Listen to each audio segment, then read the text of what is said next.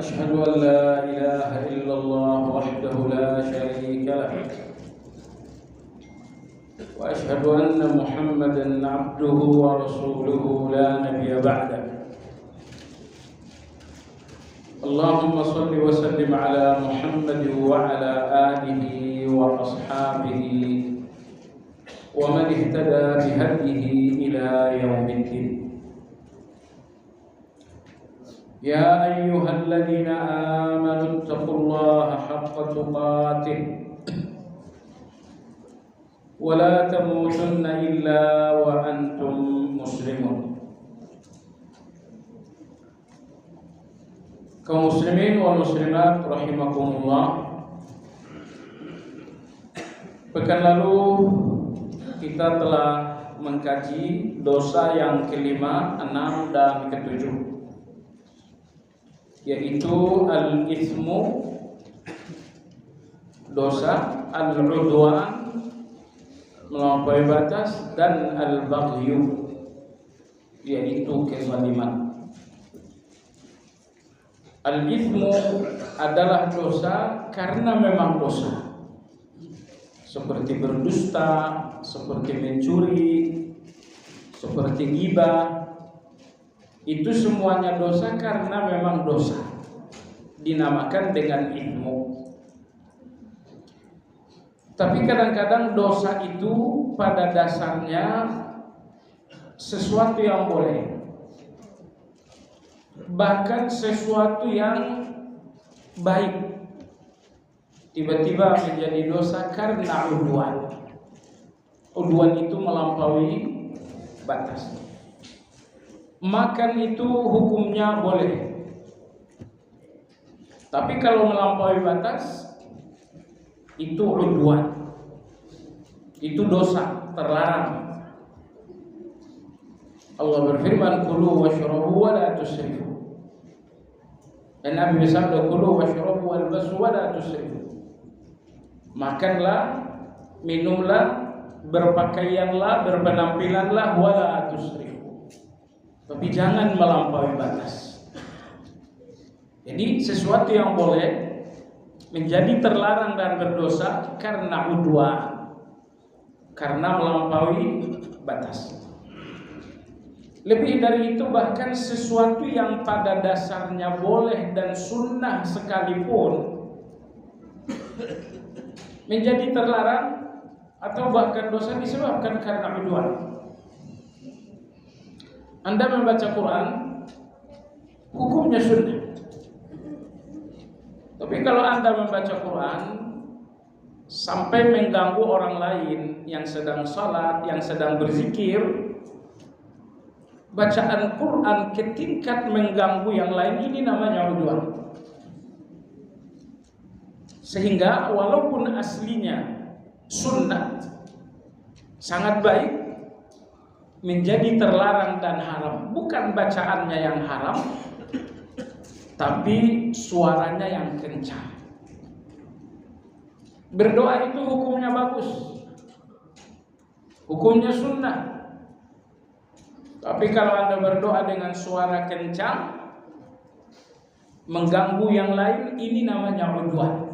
Bukan doanya yang udwan, suara kencang dan mengganggu itu namanya udwan.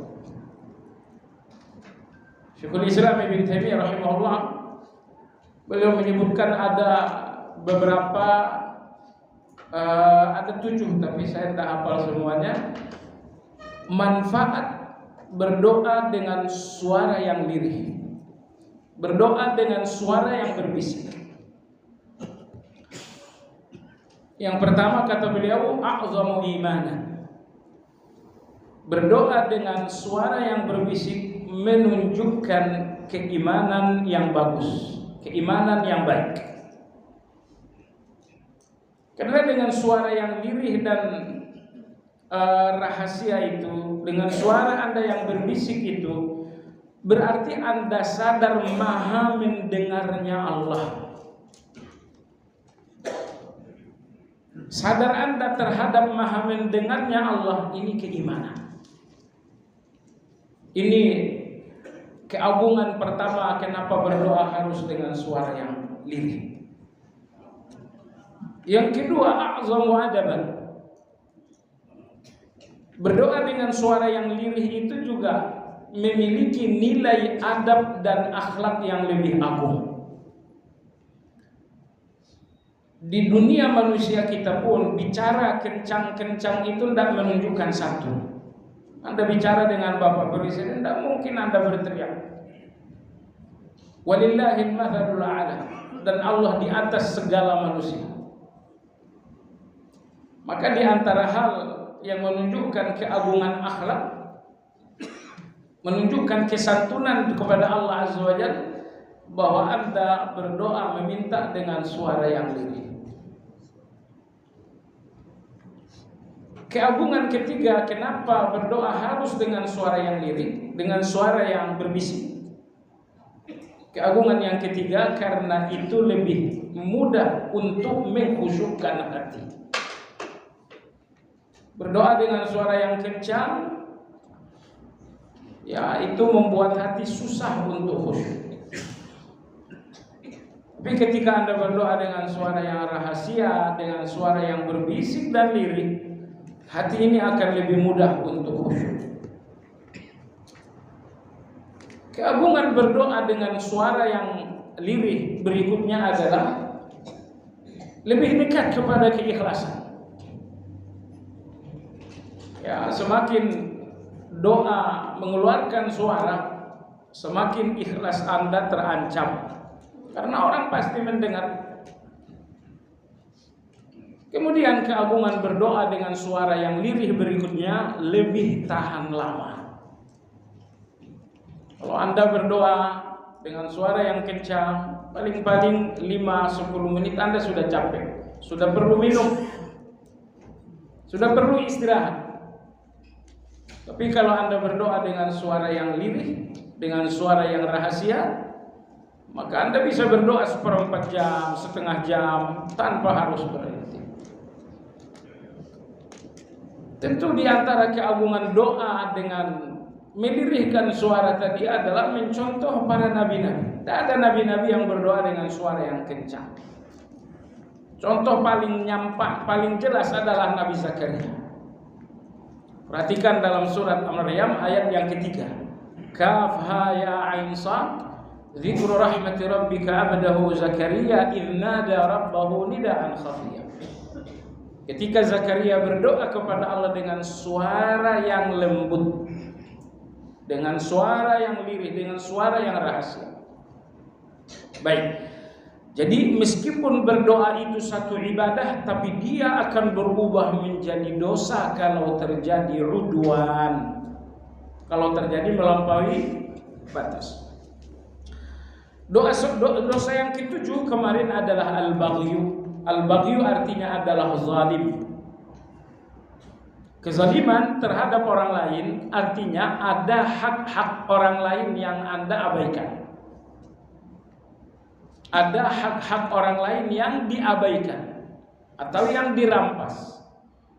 Baik hak orang lain itu berupa harta benda, misalnya tanah orang lain diambil, ataupun hak tersebut adalah yang lebih mahal daripada harta, yaitu kehormatan, yaitu harga diri. Kalau misalnya Anda menggibah, bahwa Anda menuduh, memfitnah seseorang, Anda tidak sedang mengambil harta bendanya, tapi Anda sedang mencederai kehormatannya. Anda sedang merusak harga diri. Jemaah sekalian yang saya hormati, kehormatan manusia, nama baik manusia adalah lubang-lubang neraka. Begitu nama baik orang lain Anda cederai dengan fitnah, Anda telah terjebak dalam satu lubang neraka. Nanti Anda cederai lagi kehormatan orang lain dengan ghibah dan fitnah, Anda jatuh lagi ke dalam lubang neraka. Jadi kehormatan manusia, harga diri manusia, nama baik manusia sangat dijunjung tinggi dalam agama kita. Baik, hari ini kita memasuki dosa berikutnya, dosa yang ke-8 dan 9. Ya, di buku pada halaman 551, di rangkuman di halaman ke-8. Dosa yang ke-8 dan ke-9 adalah fahsya dan mungkar. Fahsya dan mungkar. Beberapa kali dalam Al-Quran Allah Subhanahu wa ta'ala menggandengkan dosa yang bernama fahsya alias keji dan mungkar, dosa berupa kemungkaran. Yang paling jelas adalah dalam surat Al-Ankabut. Allah Subhanahu wa ta'ala berfirman, innas salata tanha. Ini ayat yang sangat populer untuk kita semua. Innas salata tanha 'anil fahsya'i wal munkar. Sungguhnya salat mencegah kalian dari kekejian dan kemungkaran. Jemaah sekalian, apa yang dimaksud dengan dosa fahsya dan apa yang dimaksud dengan dosa mungkar? Imam Ibnu Qayyim rahimahullah ta'ala menyebutkan bahwa yang dimaksud dengan al-fahsya adalah semua dosa-dosa yang bersifat kekejian. Biasanya digunakan untuk zina ataupun liwat alias sodom, karena kekejian keduanya yang luar biasa bagi orang-orang berakal. Adapun mungkar digunakan untuk kejahatan yang tidak dapat diterima dengan fitrah dan akal sehat seperti berdusta, khianat dan membunuh. Jemaah sekalian, antara zina dengan kufur, mana yang lebih besar dosanya? Antara zina dengan syirik misalnya, antara zina dengan kufur misalnya, jelas kufur dan syirik itu lebih besar dosanya daripada zina. Apa yang meringankan hukum zina di bawah syirik dan di bawah kufur? Zina ini dosa yang memiliki jalan fitrah dalam diri manusia.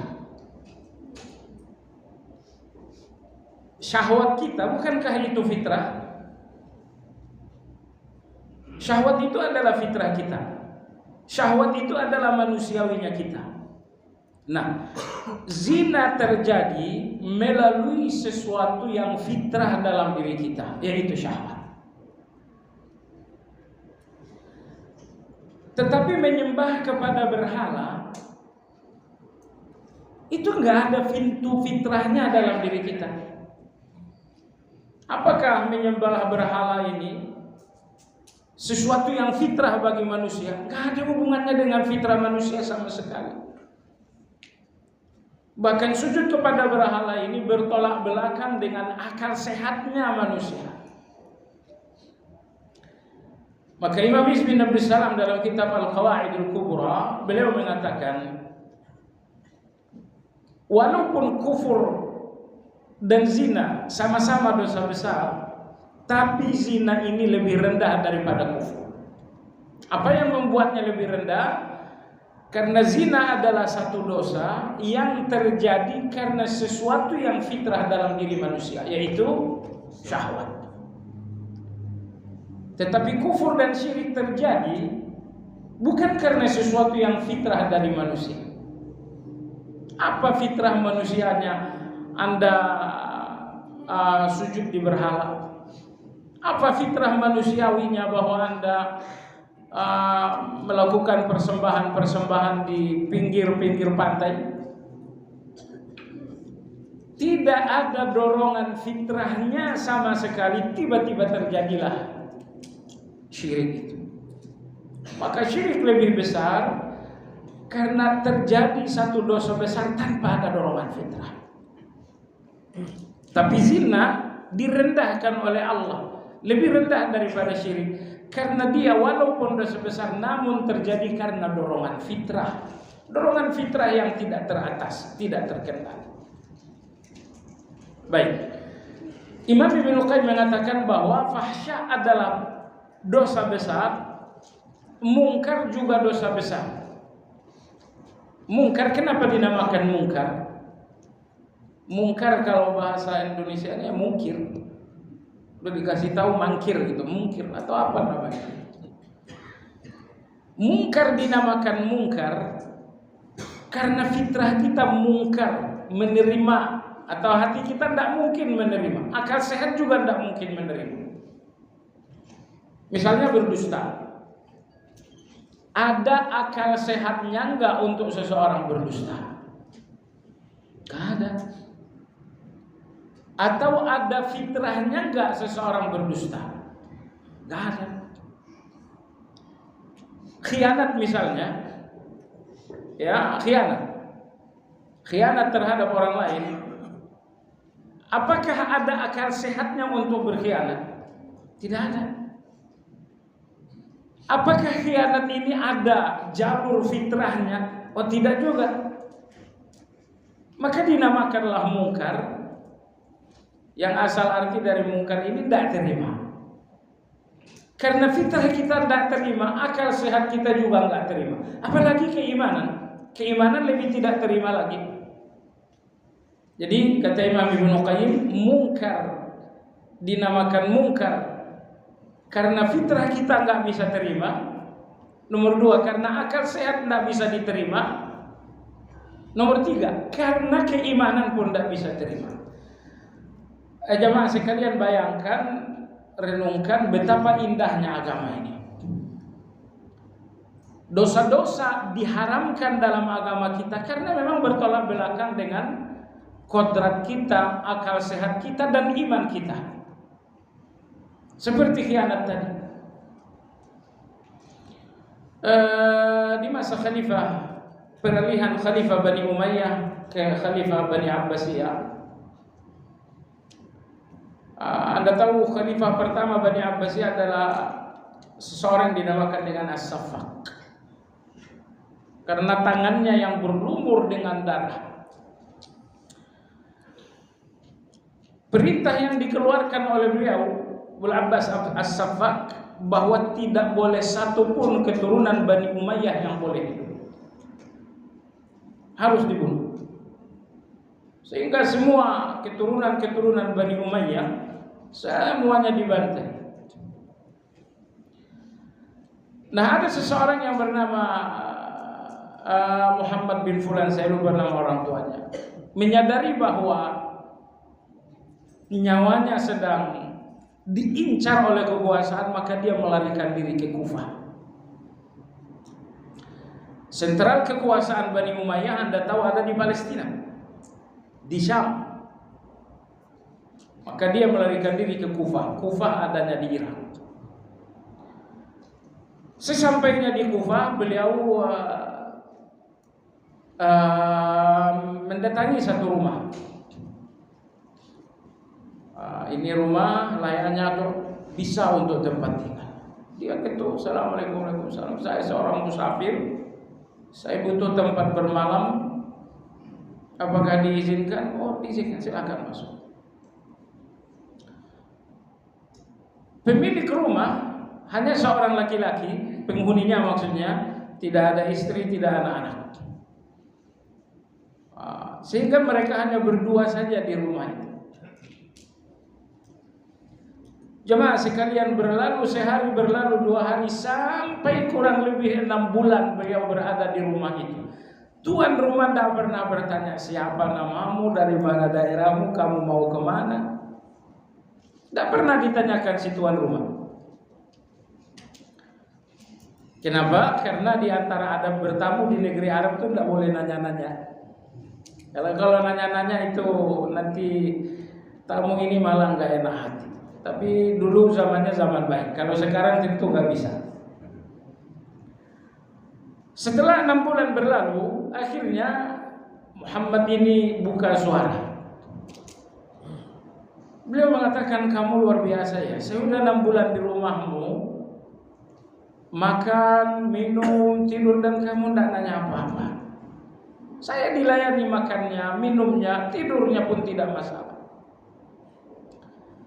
Kata tuan rumah, ya kamu tidak mengenalkan diri, ya berarti saya nggak perlu kenal, maka saya tidak perlu nanya. Tapi ada satu pertanyaan saya, kamu setiap harinya pergi bawa pedang naik kuda di setiap pagi, nanti zuhur balik lagi, entah apa yang dicari, entah apa yang dibawa, pokoknya setiap hari selama saya 6 bulan, itu saja kebiasaan kamu. Kalau boleh tahu, naik kuda bawa pedang Anda kemana? Beliau mengatakan, dulu ayah saya dibunuh oleh seorang berdarah Bani Umayyah bernama Muhammad. Informasi yang saya tahu, dia melarikan diri ke Kufah ini. Dia orangnya.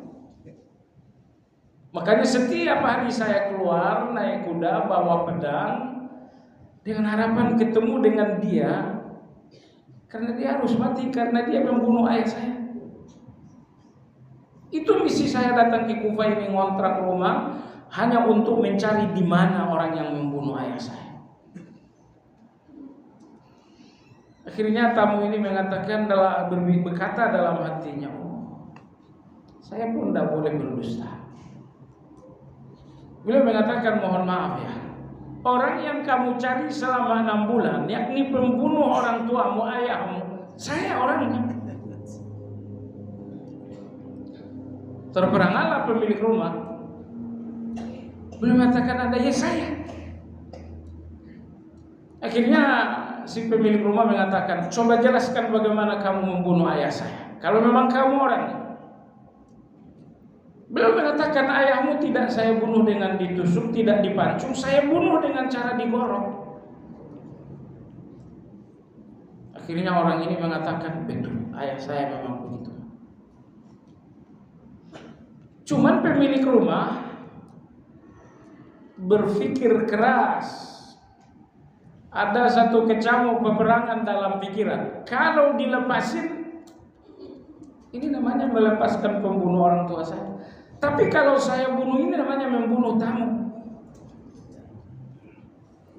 Mana yang mesti dilakukan? Membunuh tamu, saya akan tercela di semua penjuru Arab.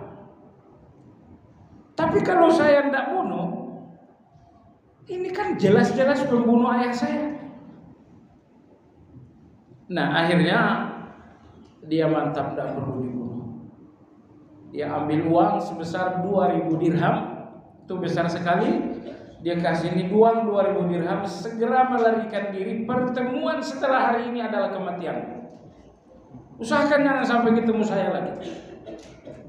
Akhirnya beliau pulang ke Palestina dan dia cerita kepada anak-anak, cerita kepada cucu-cucu, dan akhirnya dua keluarga berdamai. Jadi maksud saya jamaah sekalian, khianat, laki-laki tadi tidak mau khianat kepada tamunya. Kenapa? Khianat itu mungkar. Kata arti dari mungkar ini tidak terima, itu namanya mungkar.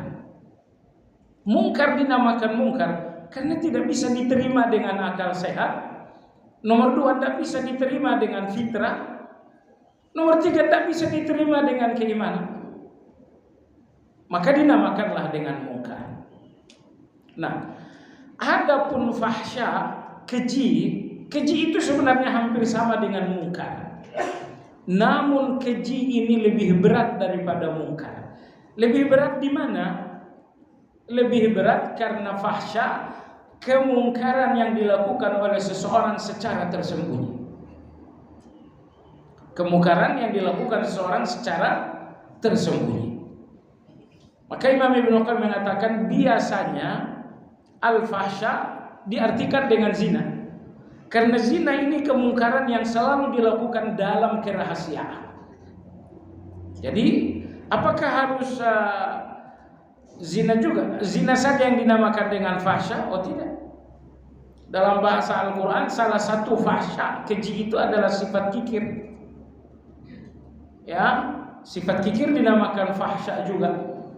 Jadi kesimpulan, titik temu antara mungkar dengan fahsya sama-sama dosa besar. Tapi apa yang membuat fahsya ini lebih buruk? Karena biasanya dilakukan di dalam keadaan rahasia. Kenapa? Karena kemungkarannya memang kemungkaran yang sangat buruk sekali, sehingga tidak ada orang yang melakukannya secara terbuka. Contohnya zina. Zina ini kemungkaran. Begitu mungkarnya zina, orang gak bisa melakukannya secara terbuka.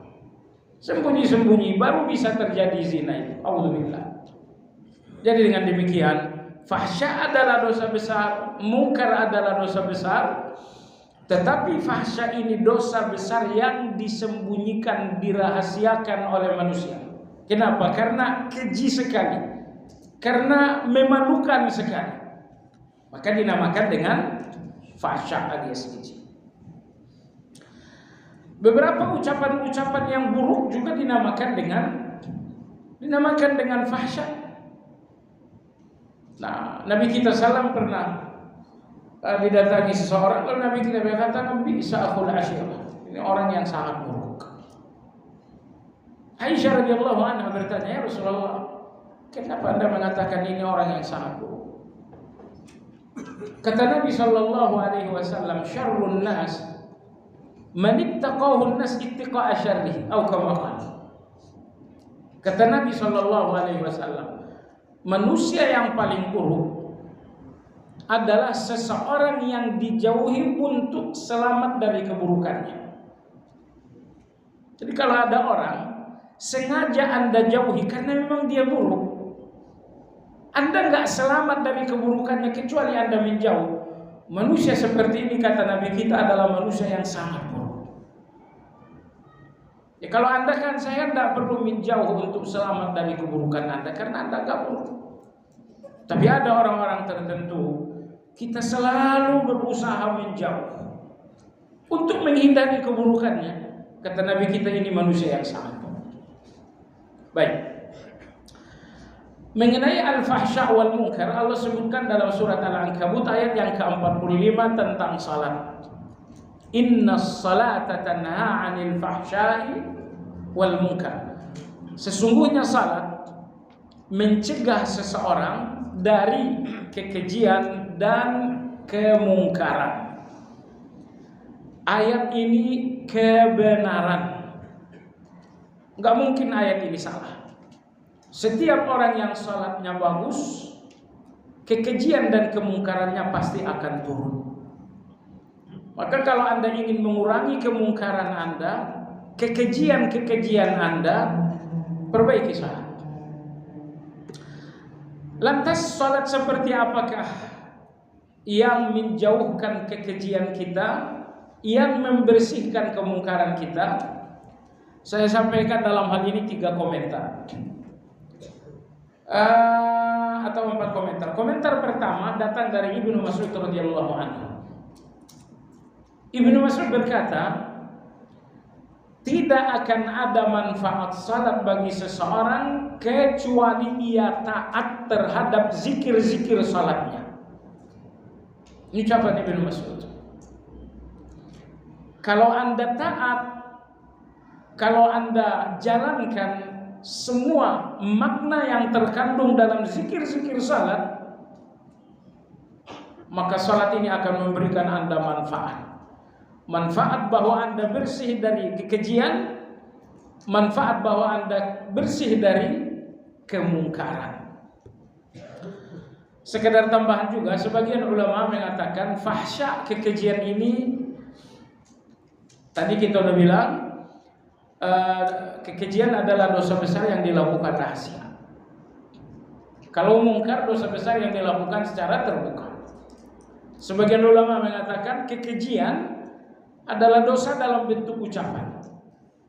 Mungkar, kekejian, dosa dalam bentuk perbuatan. Jadi ini 2 pandangan ulama kita tentang perbedaan keji dan mungkar. Baik, kembali kepada Ibnu Mas'ud radhiyallahu anhu. Beliau mengatakan, salat enggak akan menghasilkan manfaat bahwa kita makin bersih dari kekejian, bahwa kita juga makin bersih dari kemungkaran, kecuali kalau kita taat terhadap zikir-zikir salat. Taat dalam arti menjalankan makna dari zikir-zikir salat tersebut. Misalnya Anda katakan Allahu Akbar, Allah Maha Besar. Itu artinya Anda membesarkan Allah Azza wa Jalla. Kalau Anda membesarkan Allah, tiba-tiba Anda lawan Allah dengan dosa, Anda lawan Allah dengan kemungkaran. Dosa-dosa dan kemungkaran-kemungkaran ini sama sekali tidak menunjukkan Anda membesarkan Allah. Membesarkan Allah itu artinya Anda membersihkan diri dari dosa. Sehingga jamaah sekalian, Allahu Akbar Anda dengan dosa Anda itu enggak cocok. Dosa Anda menunjukkan Anda enggak menghargai Allah. Anda merendahkan Allah. Padahal Allahu Akbar itu seharusnya Anda membesarkan Allah Azza wa Jalla, Anda mengagungkan Allah. Contoh yang kedua jemaah sekalian, ketika misalnya Anda bacakan Alhamdulillahirabbil alamin Arrahmanir Rahim Maliki Yaumiddin. Terpuji Engkau ya Allah yang Maha mengatur segala alam. Engkaulah yang pengasih, Engkaulah yang penyayang. Dosa Anda kepada yang pengasih, penyayang itu nyambung tidak? Gak mungkin nyambung. Sebab kalau Allah Maha Pengasih, kalau Allah Maha Penyayang, setiap nafasnya Anda entah berapa ribu kasih sayang Allah. Kan? Anda tahu Anda mengaku Allah Maha Menyayangi, tiba-tiba Anda berdosa melawan yang Maha Menyayangi. Kan gak cocok itu. Jadi semua dosa-dosa kita, kemungkaran-kemungkaran, fahsyah dan kekejian-kekejian kita menunjukkan bahwa kita menginjak-injak semua bacaan-bacaan kita dalam salat. Tambah lagi misalnya Anda mengatakan iyyaka na'budu wa iyyaka nasta'in. Hanya kepadamu aku ibadah, hanya kepadamu aku minta tolong. Tiba-tiba Anda melakukan dosa. Enggak sejalan dengan iyyaka na'budu wa iyyaka nasta'in. Tambah lagi Anda mengatakan ihdinas siratal mustaqim, berikan kami hidayah. Tiba-tiba Anda melakukan dosa, enggak sejalan. Jadi hendaknya ada rasa malu kita terhadap salat kita saat melakukan dosa. Lidah ini ketika Anda gunakan untuk ghibah, lidah ini tadi membacakan Fatihah. Iya, sekarang mau digunakan untuk menggibah orang. Iya. Apa enggak malu? Lidah ini tadi digunakan memuji Allah Subhana Rabbiyal A'la, Subhana Rabbiyal Azim. Iya. Sekarang lidah ini mau digunakan untuk dusta. Apa enggak malu? Nah, jamaah sekalian, rasa malu kita terhadap zikir-zikir salat saat berbuat dosa. Ini ucapan Ibnu Mas'ud bahwa salat enggak akan menghasilkan manfaat kecuali kalau kita menuruti makna dari salat-salat tersebut. Komentar berikutnya Imam Ibnu Taimiyah, ayat 45 surat Al-Ankabut. Salat mencegah seorang dari kekejian dan kemungkaran. Bagaimana ini terjadi? Kata Ibnu Taimiyah rahimahullah, karena salat itu dua hal. Pertama, salat itu adalah cahaya. Salat itu adalah cahaya. Nabi kita bersabda dalam hadis sahih, was-salatu nurun. Salat itu adalah cahaya. Ada cahaya yang untuk lahiriah Anda, cahaya matahari, cahaya bulan, cahaya lampu. Ini semua cahaya-cahaya untuk lahiriah Anda. Tapi bagian diri Anda yang paling dalam, yaitu hati, yaitu pikiran, membutuhkan cahaya. Tapi cahaya untuk batiniah Anda ini tidak mungkin dengan lampu, tidak mungkin dengan matahari, tidak mungkin dengan bulan. Apa cahaya yang menerangi pikiran dan hati Anda? Nabi kita bersabda, was-salatu nurun. Salat itu adalah cahaya. Jadi pikiran gelap, hati akan gelap kalau di dalam tidak ada cahaya. Namun kata Nabi kita, cahaya yang akan menerangi pikiran, yang akan menerangi hati, cahaya itu adalah salat. Itu sebabnya kalau Anda berhadapan dengan pilihan-pilihan yang menggelapkan pikiran Anda, ini saya ambil tindakan A atau tindakan B. Dua-duanya baik, saya bingung pilih yang mana. Pikiran Anda gelap, tidak mampu melihat mana yang lebih baik. Maka agama Nabi kita SAW menyarankan agar Anda melakukan salat istikharah. Kenapa melakukan salat istikharah? Karena Anda berhadapan dengan pilihan-pilihan yang menggelapkan pikiran. Pikiran Anda gelap, tidak tahu mana yang harus dipilih. Sementara salat ini menerangi. As-salatu nurun. Maka begitu Anda melakukan salat istikharah, pilihan-pilihan yang gelap itu mulai nampak titik terang. Oh, ternyata saya harus memilih. Nah, jamaah sekalian, Imam Ibn Taimiyah rahimahullah mengatakan, tidak ada dosa yang terjadi sementara hati dan pikiran seseorang terang benderang. Semua dosa itu terjadi karena pikiran dan hati manusia sedang gelap dan gulita. Sedang gelap dan gulita. Oleh sebab itulah Allah mengatakan salat itu mencegah kekejian dan kemungkaran. Kenapa? Keji dan mungkar itu terjadi karena pikiran yang gelap, karena hati yang gelap. Ketika Anda salat, bersinarlah pikiran, bersinarlah hati, sehingga kekejian dan kemungkaran itu tidak terjadi. Perhatikan ya jemaah sekalian, betapa dosa itu terjadi dari kegelapan. Orang-orang yang korupsi, tanpa menyebut nama, lihat betapa gelapnya kesadaran mereka. Tidak sadar kalau saya korupsi, anak saya, istri saya, keluarga saya akan malu. Mereka nggak sadar. Nggak sadar kalau dia korupsi, dia akan masuk penjara selama bertahun-tahun. Nggak sadar kalau sudah masuk dalam penjara padahal dia sudah memiliki penyakit yang komplikasi. Di mana kesadaran 1, kesadaran 2, kesadaran 3, kesadaran 4? Kesadaran-kesadaran inilah yang tertutup oleh kegelapan dosa. Nah, kalau seseorang salat, muncullah cahaya di hati dan pikiran, sehingga kesadaran itu menampakkan. Hatinya bersinar, kesadaran mengatakan, kamu kalau korupsi, anakmu akan menanggung rasa malu. Mungkin saja calon besan Anda akan membatalkan pernikahan. Kamu kalau korupsi akan masuk buik. Jadi akan bersinar kesadaran ketika akan melakukan dosa, sehingga Anda tidak melakukan dosa. Cuman apa yang membuat kesadaran Anda bangun, kesadaran Anda bersinar? Jawabannya salah. Ini jawaban penjelasan yang sangat indah dari Imam Ibn Taimiyah. Tidak ada dosa yang terjadi kecuali karena hati yang gelap. Gelap sehingga nggak tahu dosa ini akan berdampak A, berdampak B, berdampak C. Perhatikan ya, tidak ada orang berdosa kecuali ujungnya menyesal. Semua pelaku dosa ujungnya menyesal. Apa tidak ada Anda sadar bahwa Anda akan menyesal? Enggak sadar. Karena orang yang menginginkan dosa hatinya gelap. Baik, ini alasan pertama.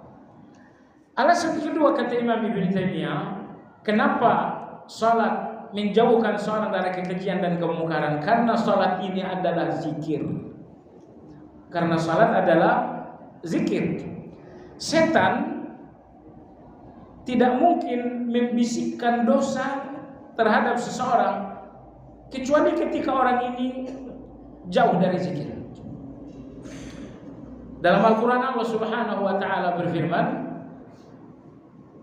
kata Allah Subhanahu wa ta'ala, wa may ya'shu an dzikrir rahman, dalam surat Az-Zukhruf, nuqayyid lahu syaitanan fahuwa lahu qarin.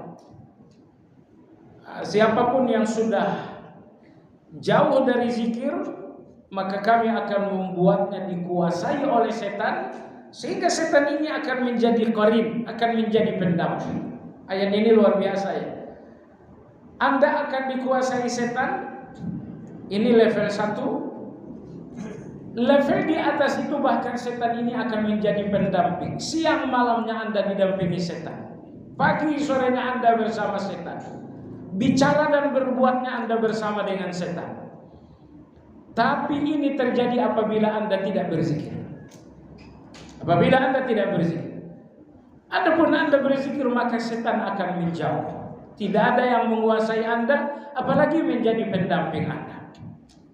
Ini ayat ini satu hakikat yang harus kita terima baik-baik. Bahwa setan gak akan menemukan peluang untuk menggelincirkan kecuali Anda sendiri yang membuka peluang itu. Membuka peluang untuk setan dalam arti Anda tidak banyak berzikir. Dan zikir teragung dalam agama kita adalah salat. Maka dalam ayat 45 surat Al-Ankabut Allah berfirman, "Innas salata tanha 'anil fahsya'i wal munkar wa la dzikrullahi akbar." Allah sebutkan salat itu dengan zikrul akbar. Sebutkan salat itu dengan zikir akbar. Baik, ini alasan kedua kata Imam Ibnu Taimiyah. Baik, ini komentar kedua. Komentar ketiga ini dari Imam Ibnu Ashur. Ibnu Ashur adalah ahli tafsir dari Tunisia. Ibnu Ashur rahimahullah beliau mengatakan salat ini mencegah kekejian dan kemungkaran karena zikir-zikir salat ini semuanya muzakkiratul qulub. Karena semua zikir-zikir salat adalah pengingat hati. Pengingat hati. Sekiranya Anda bacakan zikir-zikir salat dengan pemahaman, niscaya zikir-zikir salat itu adalah nasihat bagi hati. Allahu Akbar. Anda nasihati hati Anda bahwa Allah Maha Besar. Sehingga tidak boleh ada yang lebih besar dari Allah Azza wa Jalla. Ketika duduk antara dua sujud misalnya Anda berkata Rabbighfirli warhamni, Anda sedang menasihati diri Anda sendiri. Maka Imam Ibnu Ashur mengatakan orang yang bacaan salatnya difahami, maka bacaan-bacaan itu akan menjadi nasihat-nasihat bagi hati. Dan hati yang setiap saat mendapatkan nasihat-nasihat tersebut tidak akan punya keinginan untuk berdosa. Semua dosa itu berawal dari keinginan, kan? Di mana letaknya keinginan? Di hati. Kalau hati ini selalu dinasihati dan nasihatnya adalah semua zikir-zikir salat itu sesungguhnya adalah nasihat bagi hati, maka hati ini tidak akan ditumbuhi keinginan untuk berdosa. Baik jamaah sekalian, penjelasan yang terakhir tentang bagaimana salat menjauhkan seorang dari kekejian dan kemungkaran. Penjelasan yang terakhir adalah dari Syekh Sa'di rahimahullah taala. Syekh Sa'di rahimahullah menjelaskan ayat 45 dalam surat Al-Ankabut tadi. Beliau mengatakan salat itu mencegah seseorang dari kekejian dan kemungkaran. Kenapa? Apabila dijalankan penuh dengan kekhusyukan, kemudian dijalankan pula dengan penuh pemahaman, maka buahnya salat Anda akan benci terhadap dosa. Karena jamaah sekalian, kalau salat Anda khusyuk, paham, salat ini akan manis. Salat ini akan manis.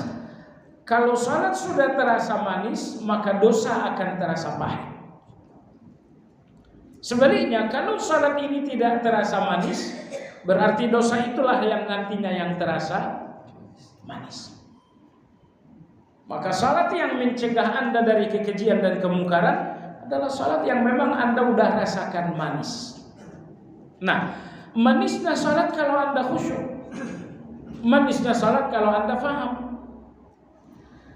Dari sinilah kita memahami hikmah besar kenapa terkadang Allah jatuhkan kita dalam kesusahan. Terkadang Allah Subhanahu wa taala biarkan kita dalam ujian, karena ujian-ujian, musibah-musibah, kesulitan-kesulitan ini kondisi yang sangat ampuh untuk mengkhusyukkan hati di depan Allah. Saya ulangi, ujian-ujian, kesulitan-kesulitan, kegelisahan ini memang gak nyaman. Kita memang gak mau itu semuanya. Tapi bagaimanapun kesulitan Anda, gelisah Anda, ini semuanya situasi yang sangat kuat untuk mengkhusyukkan hati di depan. Dalam kondisi Anda sehat, uang banyak, doa Anda doa asal lewat. Tapi kalau Anda sedang terpuruk, Anda sedang sakit, mana dokter mengatakan sakit Anda ini parah ya, kalau kemungkinan 2 bulan lagi. Oh, kalau udah dokter udah ngancam-ngancam seperti itu, doa Anda ini khusyuknya luar biasa. Jadi kita tidak suka memang dengan keadaan-keadaan sulit, keadaan-keadaan buruk, keadaan-keadaan gelisah. Kita nggak suka. Tapi bagaimanapun itulah yang membuat hati kita gampang untuk khusyuk di depan Allah Azza wa Jalla. Idealnya memang nggak perlu gelisah, harus khusyuk. Itu idealnya. Tapi faktanya hati kita nggak akan berdinamika hanya dengan keadaan baik. Kita butuh keadaan-keadaan buruk, juga keadaan-keadaan baik agar hati ini berdinamika. Imam Ibnu Qayyim mengatakan, seandainya seseorang selalu hidup dalam keadaan baik, nggak pernah ada ujian, nggak pernah ada keadaan buruk, hatinya akan mati. Hatinya nggak akan berdinamika. Maka Allah Subhanahu wa taala membuat, menakdirkan sesekali dalam keadaan baik, sesekali kita dalam keadaan buruk, agar hati kita ini punya gerak dinamika yang baik. Maka jangan benci dengan kegelisahan Anda, dengan ujian Anda, karena bagaimanapun itu tidak nyaman. Dia memberikan hati Anda situasi hidup yang lebih dinamis. Baiklah jemaah sekalian, sampai di sini kajian kita. Mudah-mudahan kajian ini bermanfaat. Bagi Anda yang hendak bertanya, dipersilakan.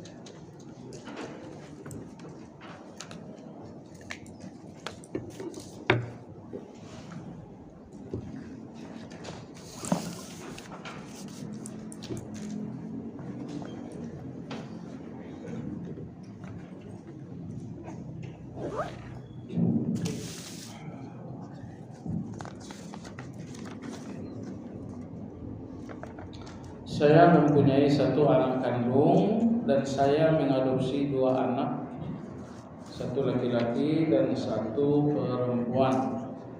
Saya baru paham sunnah bahwa anak tersebut bukan mahram bagi kami. Akhirnya 1 anak laki-laki saya minta untuk pergi dari rumah untuk mencari kos di luar rumah kami. Kami biayai untuk anak perempuan masih ada di rumah. Sementara saya tahan bahwa anak tersebut bukan mahram dengan suami dan anak-anak saya. Mohon saran apa yang harus saya lakukan agar beban saya. Kalau anak laki-laki ini dia memilih kos, tapi anak ini juga tidak boleh lupa bahwa dia harus berbuat baik. Berbuat baik kepada orang yang telah berbuat baik itu keharusan dalam agama kita. Nabi SAW bersabda, "Man sana'a ilaikum ma'rufan fakafi'u." Jadi walaupun Anda bukan orang tua, tapi kedua anak ini harus berbakti. Berbakti kepada orang yang baik, bukan kepada orang tua, kepada orang yang telah sangat baik kepada mereka. Adapun si anak perempuan, kalau dia pergi indekos di luar, keadaannya lebih berbahaya daripada dia indekos di dalam rumah Anda. Maka kita sarankan si anak perempuan ini jangan indekos di rumah, karena nilai bahayanya lebih besar. Di rumah Anda bahayanya cuma bahaya pandangan saja mungkin, tapi kalau di luar, anak ini bukan cuma bahaya syahwat bagi orang lain, tapi juga mungkin keselamatan nyawa dan kehidupan. Jadi karena bahaya di luar lebih buruk bagi si anak perempuan, tetaplah anak ini di rumah Anda dan usahakan sesegera mungkin mencari jodohnya kalau sudah memasuki usia layak nikah. Tentu kalau dia tinggal di rumah, si bapak, si suami harus menjaga pandangan juga. Si anak ini kalau di rumah pun harus menjaga auratnya juga. Di antara hal yang harus dihindari, si anak ini tidak boleh bicara dengan suara yang lembut. Jangan gemulailah berbicara kepada si bapak. Nanti setelah si bapak tahu dalam Islam tidak ada orang tua angkat, ini nanti akan menjadi jalan setan juga. Kemarin kamu anggap anakmu, sekarang ternyata tidak boleh dianggap anak. Oh, ini pintu setan juga. Nah, sementara keadaan luar sangat berbahaya bagi si anak, maka tinggal di rumah Anda ini dapat dimaafkan. Dengan syarat anak dan suami hati-hati dengan menggunakan bicara dan suara. Jangan dilembut-lembutkan. Nomor 2, jaga pandangan bagi suami, si anak harus menjaga aurat. Apakah saat masa iddah seorang istri yang ditinggal mati suami harus terus berada di rumahnya 4 bulan 10 hari? Bagaimana teknik pelaksana kalau istri seorang karyawan atau selama ini punya kegiatan di luar rumah? Aslinya perempuan masa iddah dan tidak masa iddah kan di rumah. Allah berfirman, waqarna fi buyutikunna. Kalian perempuan-perempuan menetaplah di rumah. Bolehnya keluar hanya karena alasan yang darurat. Misalnya Anda beli kebutuhan, misalnya Anda harus bayar hutang, semua kebutuhan-kebutuhan di luar rumah, Anda boleh keluar rumah kalau ada kebutuhan.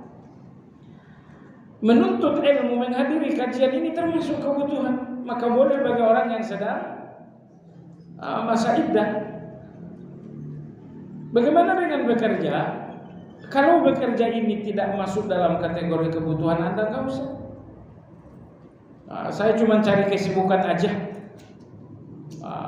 Uang saya udah banyak, cuma nggak ada kesibukan kalau saya nggak jadi kerja. Kalau pekerjaan ini bukan sesuatu yang darurat bagi Anda, nggak usah pergi kerja.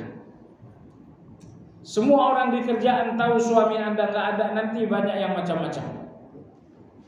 Banyak karena Masya Allah bagi laki-laki yang punya akal sehat, yang membuat laki-laki jaga jarak dengan perempuan karena menghormati suaminya. Anda kalau lihat istri orang lain dipelototin, apa enggak kasihan suaminya? Nih ada perempuan, Anda tahu ada suaminya, Anda liatin aja perempuan ini. Saya mau nanya, Anda kasihan nggak sama suaminya? Kasihan kita sama suaminya. Tapi begitu si suami udah nggak ada, Anda pergi kerja, nah di sana nanti pikiran-pikiran orang tentang Anda akan berubah. Tadi Anda ibu, sekarang Anda janda namanya. Pikiran orang akan berubah. Makanya kalau pekerjaan ini bukan sesuatu yang darurat, nggak usah keluar. Tapi kalau memang ini daruratnya Anda, nggak bisa makan, nggak bisa memenuhi kebutuhan anak-anak kalau nggak kerja, silakan. Wallahu a'lam. Adakah referensi dalam hal ini? Hal ini jawaban saya tadi, ini penjelasan Imam Ibnul Arabi dalam Ahkamul Quran. Beliau ahli tafsir terkemuka dalam masa Malik. Beliau mengatakan perempuan iddah tidak boleh keluar rumah kecuali untuk hal-hal yang darurat. Bagaimana cara memohon kepada Allah agar dilunasi hutang-hutangnya? Karena hutangnya cukup besar dan tidak mungkin bisa dilunasi dari usaha diri sendiri. Hutang-hutang itu cukup besar. Ya besar karena uang Anda nggak ada. Kalau bagi Allah yang maha kaya nggak ada kata besar itu. Justru ketika Anda mengatakan Allahu Akbar, berarti hutang saya kecil bagi Anda. Nah, caranya bagaimana? Saya berikan 2 cara.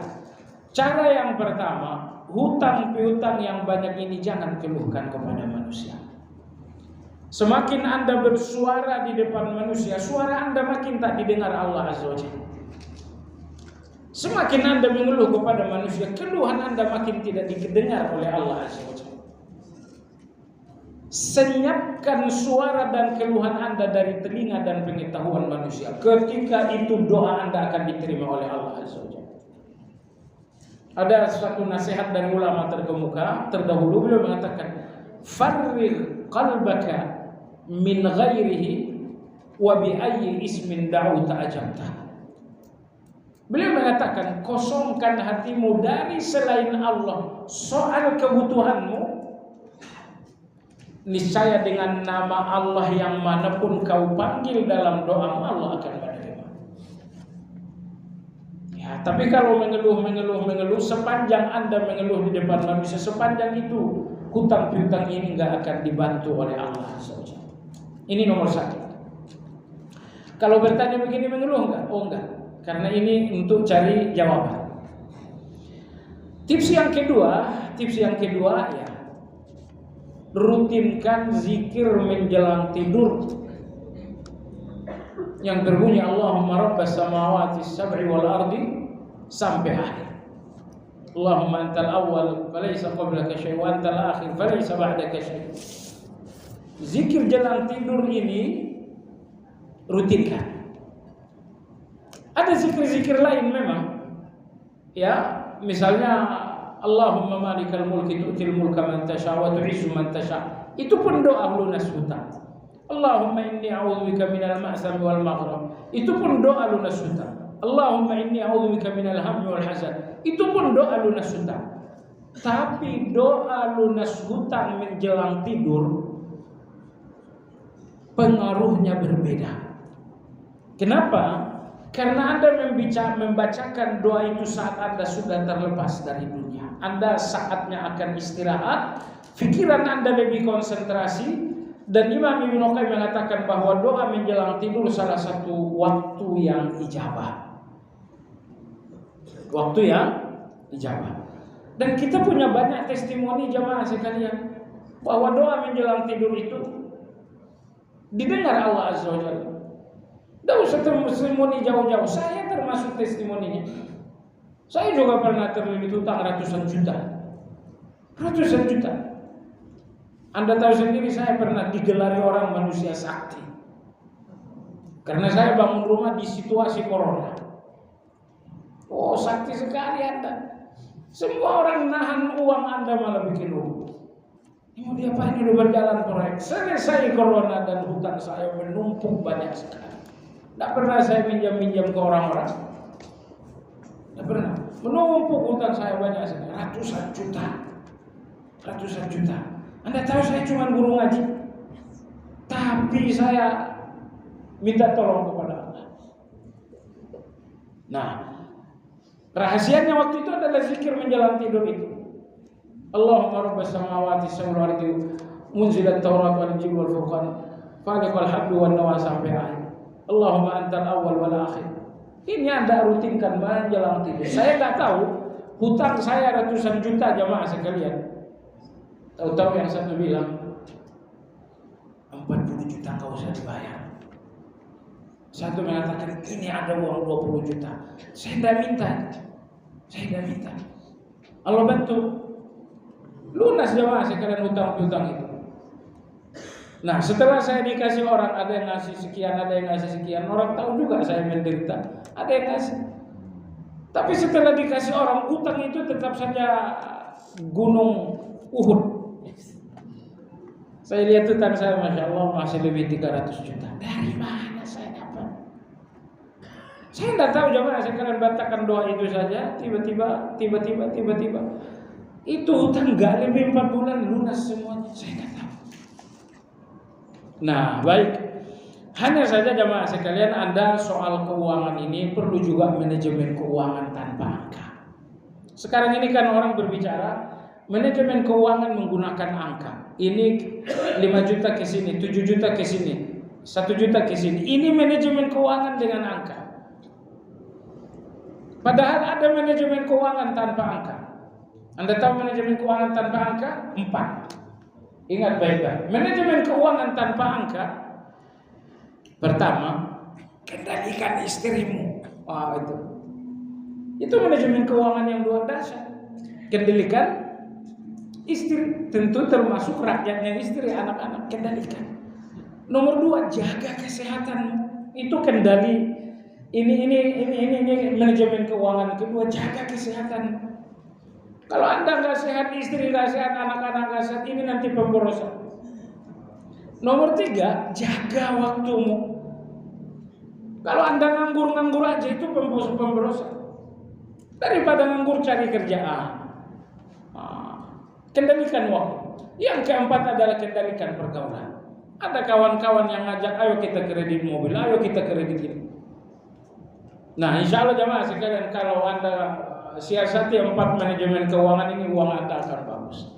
Baik, saya sarankan zikir menjelang tidur tadi. Sangat banyak kawan-kawan yang minta zikir tentang hutang piutang, ini yang sering saya sampaikan.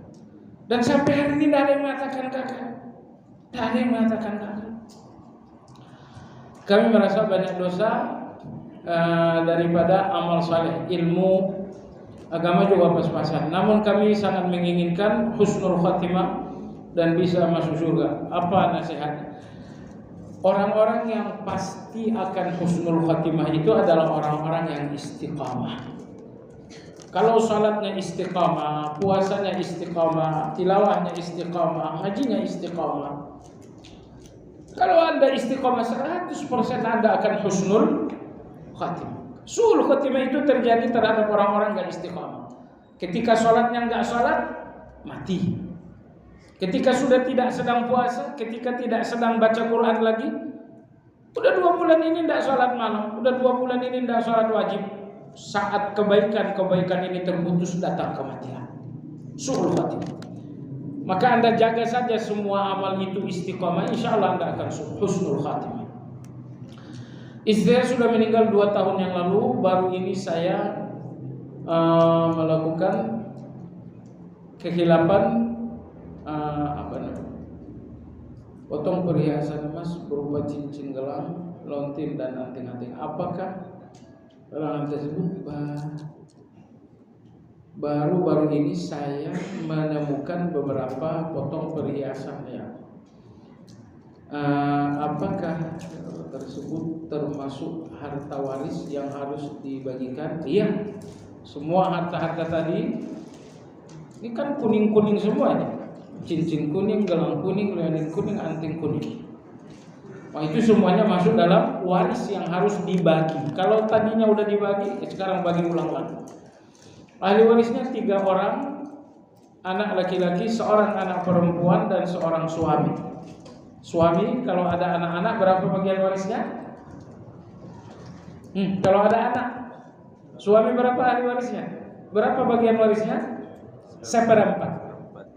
Kalau nggak ada anak-anak, 1/2. Bagi Anda sebagai suami, Anda dapatkan 1/4. Sisa berapa? 3/4. 3/4 ini dibagikan kepada 3 anak laki-laki tambah anak perempuan. Laki-laki dapat 2 bagian. 2 kali 3 6, tambah anak perempuan 1 7. Berarti 3/4 dibagi 7. Setiap anak-anak laki-laki dapat 2 bagian dan anak perempuan dapat 1 bagian. Bagaimana kalau sebagian dari harta tersebut dijual dan diberikan Al-Quran untuk? Oh, nggak boleh, karena yang boleh menjual itu pemiliknya. Dan sekarang statusnya waris, yang belum dibagi berarti belum ada pemiliknya. Tapi kalau liontin ini udah dibagi, Anda sebagai seorang suami dapat 1/4, bagian 1/4 ini Anda bagikan Al-Quran, silakan. Apakah benar haram ruqyah yang diperjualbelikan dapat mengobati perilaku dan bagaimana? Apakah benar haram ruqyah yang diperjualbelikan dapat mengobati penyakit. Saya kurang tahu, kurang jelas ya. Tapi intinya jual beli ruqyah yang nggak boleh. Jual beli ruqyah tidak boleh. Yang boleh adalah ruqyah secara langsung. Baik ruqyah melalui orang secara langsung atau dilakukan mandiri oleh yang bersangkutan. Apakah ini memperbaiki perilaku yang tidak normal? Itu penyakit. Sembuhkah dengan ruqyah? Insya Allah sembuh dengan ruqyah. Berapa lama? Ya, berapa lama tergantung penyakitnya. Kalau penyakitnya parah, tidak sembuh sekali ruqyah. Mungkin Anda perlu ruqyah berkali-kali. Ya, saya punya adik perempuan berada dalam pengaruh sihir yang luar biasa. Kita ajarkan ruqyah mandiri, 2 tahun beliau ruqyah mandiri baru kemudian lepas. Terkadang saya berpikir kayaknya percuma saya salat tahajud saya karena perbuatan dosa selalu saya lakukan. Iya, kalau Anda nggak tahajud dosanya lebih banyak lagi. Sekarang berapa dosanya? Tahajud jalan dosa 10. Kalau Anda tinggalkan tahajud dosa Anda 200 itu. Jadi jangan ragukan ayat yang tadi kita bahas. Ya, jangan ragukan. Maka dari sekarang saya berikan Anda tips ya. Tips. Salat Anda di samping niat ibadah, jadikan pula niat untuk menghindari kekejian dan kemungkaran. Ya Allah, jadikan salat ini penjamin, jauhkan aku dari kekejian dan kemungkaran. Niatkan hal itu ketika Anda tahajud, ketika Anda salat wajib, ketika Anda salat semua salat. Ya Allah, jadikan salat ini penjauh saya dari kekejian dan kemungkaran. Apakah dengan menghafal Asmaul Husna akan dijamin masuk surga? Anda cukup. Orang kafir bisa menghafal juga itu. Yang terpenting dari menghafal adalah mengimani maknanya. Kalau hafal tahu artinya tapi tidak mengimani, nggak bisa. Tapi kalau 99 nama Allah Anda hafal, maknanya pun Anda imani, insya Allah Anda masuk surga dengan Asmaul Husna. Demikian, mudah-mudahan kajian ini menjadi ilmu yang bermanfaat. Subhanakallahumma bihamdika asyhadu an la ilaha illa anta astaghfiruka wa atubu ilaik. Alhamdulillahirabbil alamin. Assalamualaikum warahmatullahi wabarakatuh.